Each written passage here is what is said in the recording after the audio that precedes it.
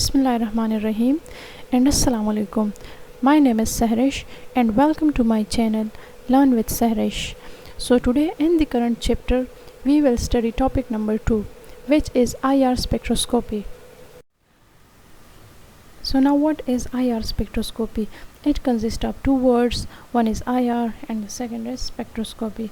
So IR is the electromagnetic radiations which present in the electromagnetic spectrum between visible light and microwaves radiation, and spectroscopy, as we have already studied, is the interaction of light with matter. So that type of spectroscopy in which IR is used is called IR spectroscopy. So the next thing is what is the principle and working of IR spectroscopy. So the specification of IR spectroscopy that it used any type of sample, for example solid, liquid and gas, for analyzing. Okay, so IR spectroscopy consists of IR spectrophotometer, which consists of IR source whose purpose to produce light. Similarly, it consists of sample, the sample first prepared and then keep in the IR spectrophotometer. When the sample keep in the IR spectrophotometer, so IR source produces light and fall the light on the sample. The molecules of the sample produce a specific wavelength of light and transmit the remaining light. The light which absorbed by the sample start vibration between the bonds of the atoms. It shows different types of vibrations, for example bending and stretching. Stretching have two types further, one is symmetric stretching and the second is anti-symmetric stretching. Similarly, bending have four types, one is scissoring, second is wedging, third is rocking and fourth is twisting. So the transmitted light pass and hit the detector. Detector detect that light and according to that it formed a graph. That graph called as spectrum. Now what is spectrum?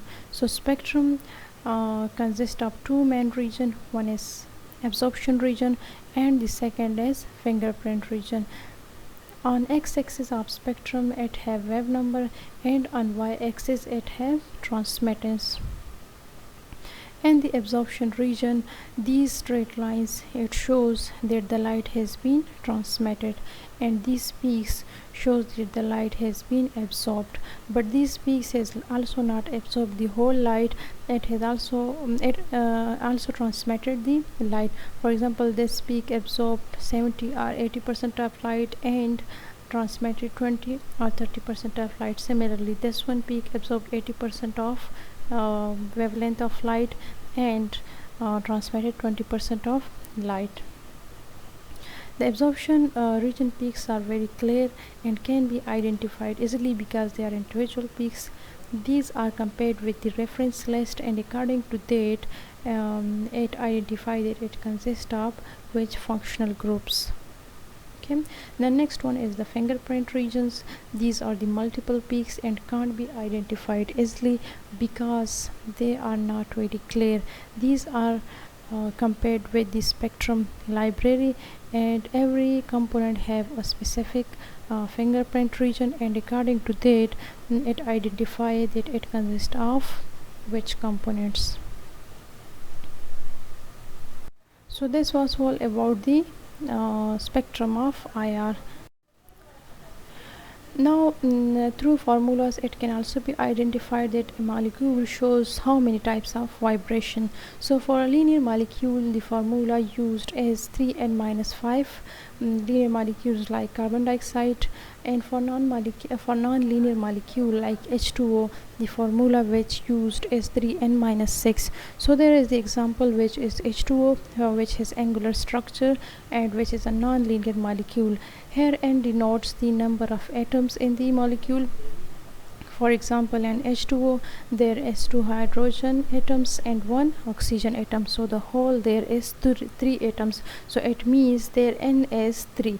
So put the values in the formula and let's solve.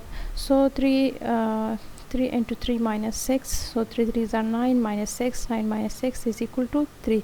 So it means that H2O shows 3 types of vibration.